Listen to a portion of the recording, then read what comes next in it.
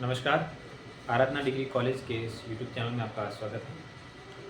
आज की क्लास में हम बीएससी थर्ड ईयर के प्लांट फिजियोलॉजी के बहुत ही इम्पोर्टेंट टॉपिक को लेकर हाजिर हुए हैं।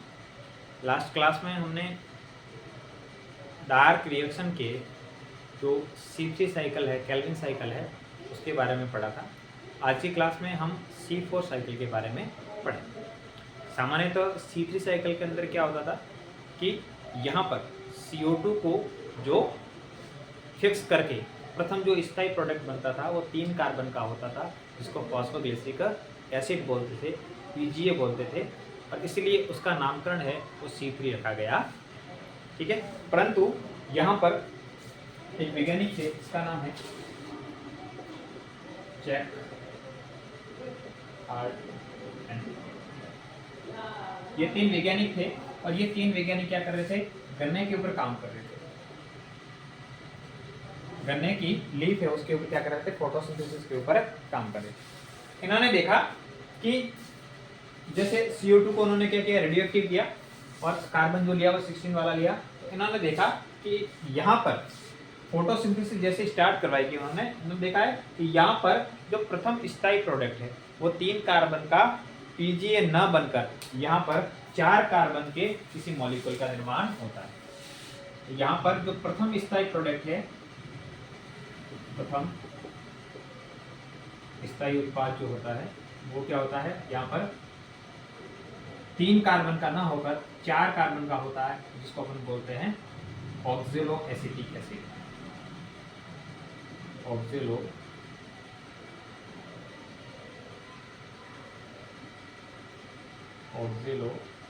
एसिटिक एसिड या एस्पार्टिक एसिड। तो इन्होंने देखा कि इन्होंने फोटोसिंथेसिस की प्रक्रिया शुरू करवाई और शुरू करवाने में क्या किया इन्होंने कि 1 सेकंड के अंदर इन्होंने देखा, 1 सेकंड की रिएक्शन के बाद इन्होंने मेजरमेंट किया।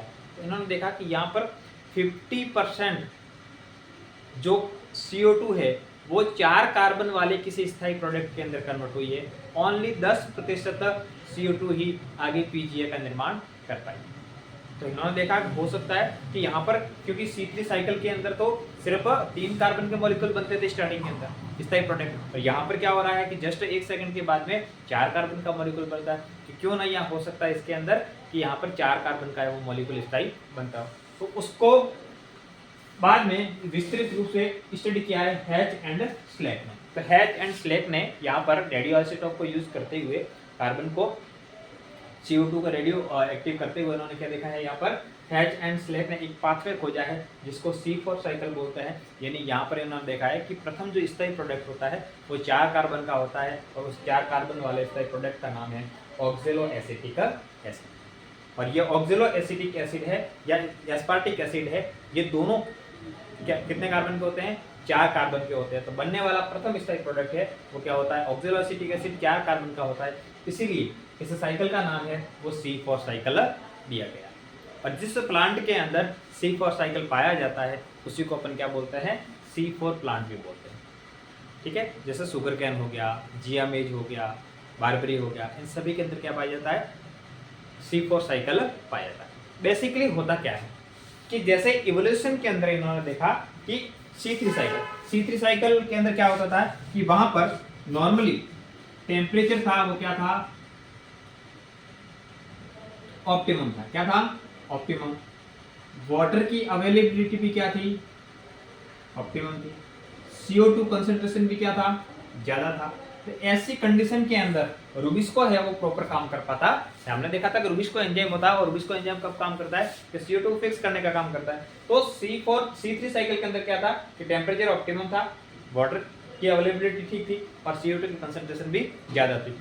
तो यहाँ पर क्या होता था कि रूबिस्को एंजाइम है उसको काम करने के लिए CO2 की कंसंट्रेशन क्या होनी चाहिए? ज्यादा होनी चाहिए। तो ऐसे कंडीशन में क्या हुआ कि CO2 की कंसंट्रेशन कम होने लगी। तो CO2 की कंसंट्रेशन कम होने लगी, ये क्या करने लगी? फोटो रेस्पिरेशन करना शुरू कर दिया। तो उस कंडीशन को यहाँ पर डेवलप करने के लिए, एडेप्ट करने के लिए यहाँ पर एक नया पाथवे बना, उसको बोलते हैं C4 साइकिल। तो इन्होंने क्या बोला कि क्यों ना अपन एक अल्टरनेटिव पाथवे ले ले। अल्टरनेटिव पाथवे का मतलब CO2 को फिक्स कोई और करेगा और उसके बाद में जो हेक्सो शुगर का निर्माण है वहां पर अलग साइकिल चलेगी। तो यहाँ पर C4 प्लांट के अंदर भी C3 साइकिल चलती है, परंतु C3 साइकिल को CO2 देने का कार्य है वो अलग प्रोसेस से होता है, इसी को अपन C4 साइकिल बोलते हैं। अब होता क्या है, जिन प्लांट के अंदर, जैसे मोस्टली गन्ने की बात करें तो जैसे गन्ना है और शुगर कैन है, अब इसके अंदर क्या होता था कि इनकी जो लीफ होती है, C4 प्लांट की जो लीफ होती है उसके अंदर एक विशेष प्रकार के एनाटॉमी पाई जाती है।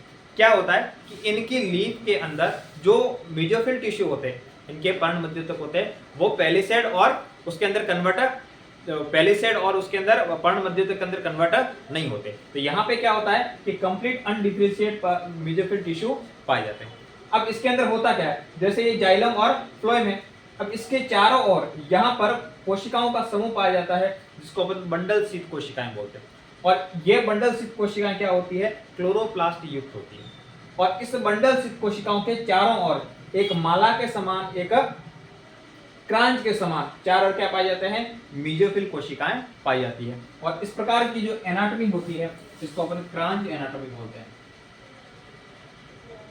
इस प्रकार की एनाटॉमी को क्रांच एनाटॉमी बोलते हैं, इसको अपन क्रांच एनाटॉमी बोलते हैं। क्या होता है, बीच के अंदर यहाँ पर मिडो जाइलम और फ्लोएम है, इसके चारों ओर क्या पाई जाती है, बंडल शीत कोशिकाएं पाई जाती है। और बंडल शीत कोशिकाओं को चारों ओर से माला के समान यहाँ पर मेसोफिल कोशिकाएं घेर के रखती है, इसी को अपन क्या बोलते हैं, क्रांच एनाटॉमी बोलते हैं।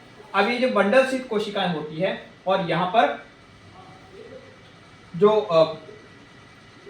मेसोफिल कोशिका है, इन दोनों के अंदर अलग अलग प्रकार के क्या पाए जाते हैं, क्लोरोप्लास्ट पाए जाते हैं। मतलब इसके अंदर क्लोरोप्लास्ट अलग शेप के होंगे, इसके अंदर क्लोरोप्लास्ट अलग शेप के होंगे। तो यहाँ पर डाइमॉर्फिक क्लोरोप्लास्ट पाए जाते हैं। ठीक है, अब यहाँ पर बंडल शीत कोशिका है, तो बंडल शीत कोशिकाओं के अंदर जो क्लोरोप्लास्ट होगा उसके अंदर रुबिस्को एंजाइम वो ज्यादा एक्टिव होता है। और यहाँ पर मेसोफिल टिश्यू है उसके अंदर पेप्टेज एंजाइम है वो क्या होता है, ज्यादा विकसित होता है। तो इस प्रकार से इसके अंदर क्या पाई जाती है, वेरिएशन है वो पाई जाती है। अब ये काम कैसे करता है C4 साइकिल, देखिए जैसे यहाँ पर दो कोशिकाएं, सबसे बाहर की ओर ये मेसोफिल कोशिकाएं और उसके बाद में कौन सी, ये बंडल शीत कोशिकाएं।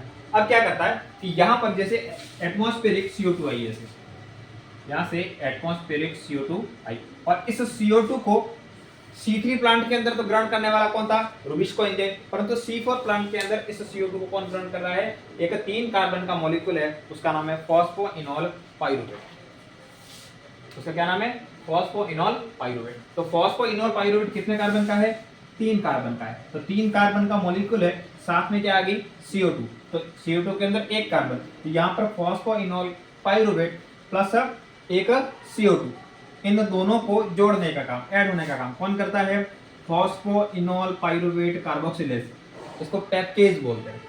इसको क्या बोलते हैं, पेप्टेज। तो C3 साइकिल के अंदर CO2 को फिक्स करने का काम कौन कर रहा था, यहाँ पर रुबिस्को कौन कर रहा था, रुबिस्को। और यहाँ पर CO2 को ग्रहण करने वाला कौन है, पेप्टेज। तो यहाँ पर फॉस्फोइनोल पाइरुवेट और एक CO2 दोनों मिलकर एक 4 कार्बन के मॉलिक्यूल का निर्माण करता है। उस मॉलिक्यूल का नाम होता है ऑक्जेलो एसीटेट या ऑक्जेलो एसिटिक एसिड। तो ये ऑक्जेलो एसीटेट है, ये कितने कार्बन का है, 4 कार्बन का। और इसी कार्बन संख्या के आधार पर इसको अपन क्या बोलते हैं, C4 साइकिल बोलते हैं। अब अगली कंडीशन में क्या होगा, ये ऑक्जेलो एसिटिक एसिड कौन सी कोशिका के अंदर, मेसोफिल कोशिका के अंदर मेलेट के अंदर कन्वर्ट होता है। मेलेट भी कितने कार्बन का है, ये 4 कार्बन का है। तो यहाँ पर ऑक्जेलो एसिटेट मेलेट के अंदर कन्वर्ट होगा, उसके लिए क्या होगा, यहाँ पर एक एंजाइम होता है, उसका नाम होता है मेलेट डिहाइड्रोजिनेज। एंजाइम का नाम है मेलेट डिहाइड्रोजिनेज नामक का एंजाइम होता है। और ये किसमें कन्वर्ट करेगा, ऑक्जेलो एसिटेट को मेलेट के अंदर कन्वर्ट करेगा। इसके लिए इनको एनर्जी मॉलिक्यूल की आवश्यकता होती है। वो एनर्जी मॉलिक्यूल कौन होता है, NADPH2। NADPH2 क्या हो जाएगा, यहाँ पर ऑक्सीडाइज हो जाएगा किसके अंदर, NADP के अंदर। ठीक है, अब ये NADPH2 कहाँ बनता था, ये बनता था लाइट रिएक्शन के अंदर। अब ये मेलेट है, वो मेलेट प्रवेश करेगा बंडल शीत कोशिकाओं में। तो जैसे बंडल शीत कोशिकाओं के अंदर प्रवेश करेगा, ये मेलेट आगे पाइरुवेट के अंदर कन्वर्ट हो जाएगा वापस। ठीक है, तो ये मेलेट कितने कार्बन का है, 4 कार्बन का है। पाइरुवेट कितने कार्बन का है, 3 कार्बन का है।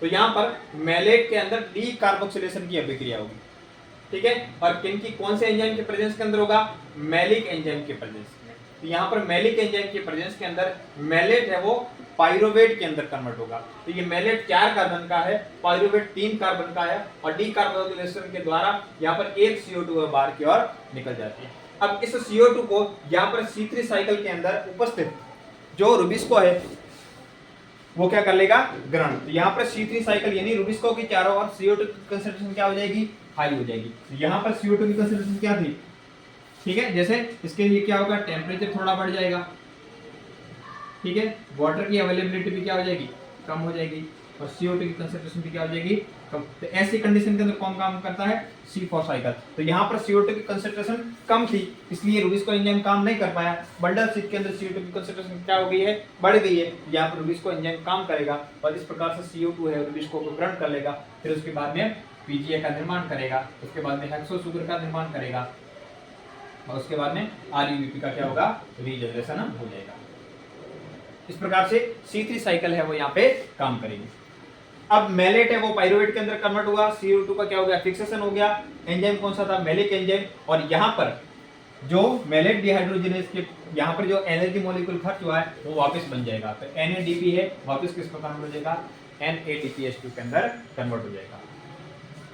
उसके बाद में ये पाइरुवेट है ये प्रवेश करेगा वापस किसके अंदर, मेसोफिल सेल के अंदर। तो मेसोफिल सेल के अंदर ये पाइरुवेट है वो आगे कन्वर्ट होगा वापस फॉस्फोइनोल पाइरुवेट के लिए, जिसके लिए एंजाइम रेस्पॉन्सिबल होता है पाइरुवेट फॉस्फेट डाइकाइनेज एंजाइम होता है। और ये डाइकाइनेज क्या करता है, ATP को AMP के अंदर कन्वर्ट करता है, ठीक है। ये ATP इसको किस में कन्वर्ट करेगा, AMP में। इसका मतलब यहाँ पर 2 ATP के बराबर एनर्जी का क्या होता है, यूज। तो AMP के अंदर कन्वर्ट होगा और वापस अब 2 पाइरोफॉस्फेट का क्या होगा, यहाँ पर बाहर की ओर निकल जाएंगे, ठीक है। और उसके बाद वापस फॉस्फोइनोल पाइरुवेट बनेगा, फॉस्फोइनोल पाइरुवेट वापस CO2 को क्या करेगा, ग्रहण करेगा और ऑक्सिजन एसिड के अंदर कन्वर्ट हो जाएगा। तो ये जो पाथवे होता है इसको C4 साइकिल बोलते हैं, हैच एंड स्लैग पाथवे बोलते हैं, ठीक है। तो ये होता है C4 साइकिल। आज की क्लास में इतना ही, बाकी पढ़ेंगे कल। Thank you.